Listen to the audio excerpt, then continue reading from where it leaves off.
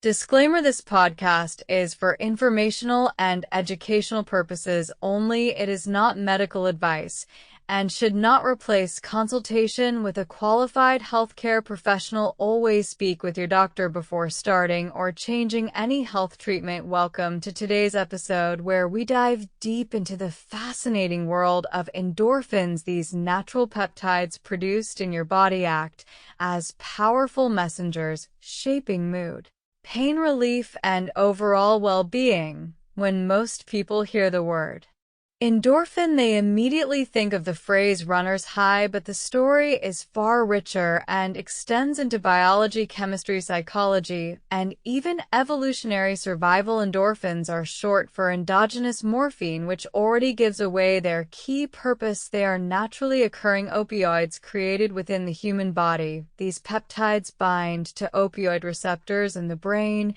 and spinal cord to reduce pain signals while simultaneously creating sensations of pleasure, reward, or relief. This dual effect explains why activities like exercise, laughter, music, meditation, and even certain foods can leave us feeling lighter, happier, or more resilient. Let's take a moment to look at the structure of these peptides. Endorphins are chains of amino acids grouped in families. The most well-known include beta endorphins, which are the most potent and most widely studied. Beta endorphins bind strongly to the mu-opioid receptors, creating powerful effects on mood and analgesia. That means pain reduction. In simpler words, they are your body's built-in painkillers.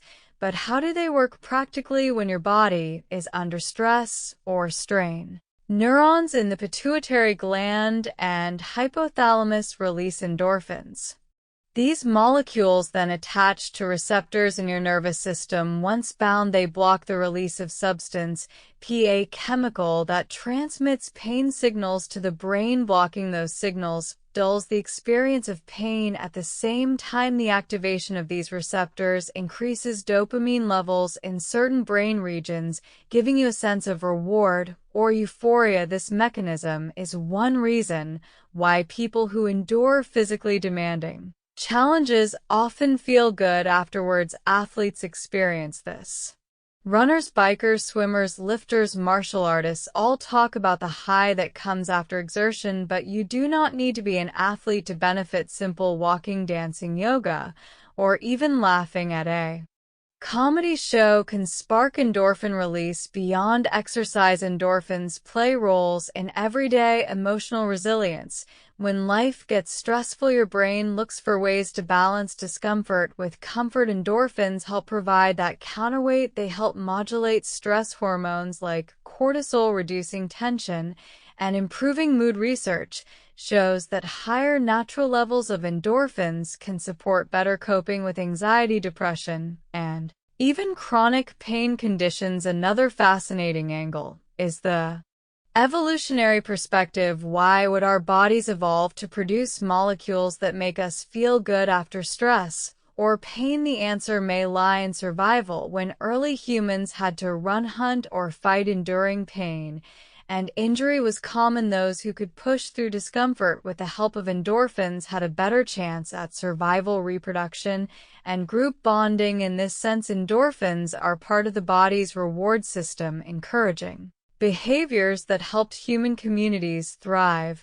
Let's also talk about the connection between endorphins and social bonding. When people laugh together, sing in groups, chant, or dance, their brains release endorphins, creating a sense of connection. Studies even show synchronized activity like rowing or drumming boosts pain tolerance because of increased endorphin production. This highlights that endorphins are not just about personal mood, they are deeply tied to community rituals, bonding, and trust. Some people wonder whether endorphins can be supplemented or mimicked through peptides, and here's where science gets more complex.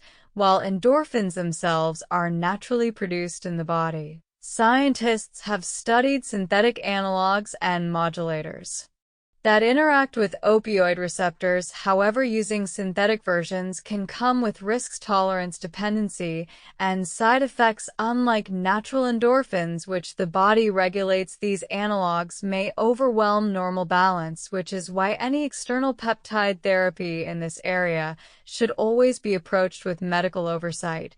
So, how can you encourage natural endorphin release in your daily life? Exercise is one powerful way, and it does not have to be extreme. Even moderate activity for 20 to 30 minutes can make a difference. Laughter is another proven trigger. Sharing humor, connecting with others, and even watching a comedy can raise endorphins. Music is a third pathway.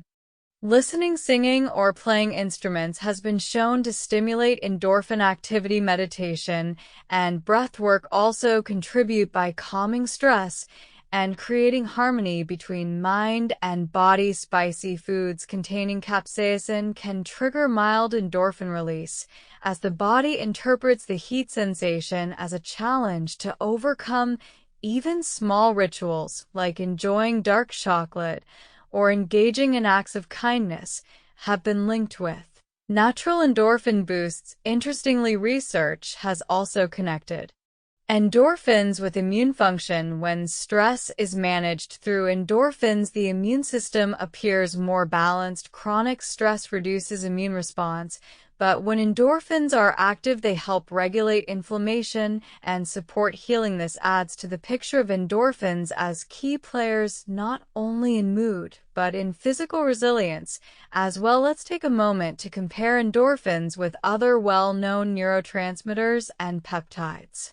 Dopamine, serotonin, oxytocin, and endorphins often get grouped as the feel-good chemicals, but each has a unique role. Dopamine is linked to motivation and reward. Serotonin regulates mood stability. Oxytocin fosters bonding and trust, while endorphins are directly tied to pain reduction and euphoria. Understanding these differences helps people see that our emotional and physical states are orchestrated by many molecules working together like a symphony. You may be curious about clinical applications. Researchers are exploring ways to harness endorphin pathways for managing depression, chronic pain, fibromyalgia, and even neurodegenerative conditions. Treatments like acupuncture and certain forms of psychotherapy appear to stimulate endorphin release, offering non-pharmaceutical routes to relief. In addition, some experimental approaches look at using endorphin-modulating peptides alongside lifestyle interventions. Despite all these benefits, it is important to remember that balance is key. While natural endorphins are protective and beneficial, overstimulation or reliance on artificial analogs can disrupt the body's natural rhythm. This is why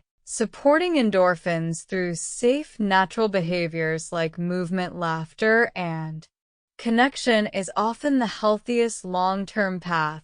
As we begin to wrap up, think about the moments in your life when you felt a deep natural high, maybe after a run, maybe during a joyful moment with loved ones, maybe after a breakthrough accomplishment. That is endorphins at work, reminding you that your body has built-in systems designed to help you cope, thrive, and feel alive. Disclaimer: this podcast is for informational and educational purposes only. It is not medical advice and should not replace consultation with a qualified healthcare professional. Always speak with your doctor before starting or changing any health treatment. Thanks for listening. Keep learning and stay curious.